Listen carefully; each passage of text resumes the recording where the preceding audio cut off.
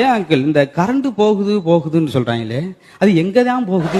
நான் முக்கியமான ஒரு வேலை கிளம்பிக்கிட்டு இருந்து திரும்பிட்டேன், சகுனஞ்சேரியில் அது மாதிரி. இதுக்கு என்ன பதில் சொல்ல முடியும்? சொல்லுவாங்க என்னங்க வாழ்க்கை, சாகான் நினைச்சு தூக்க கயிறை போட்டேன், கயிறு அந்து விழுந்துருச்சு.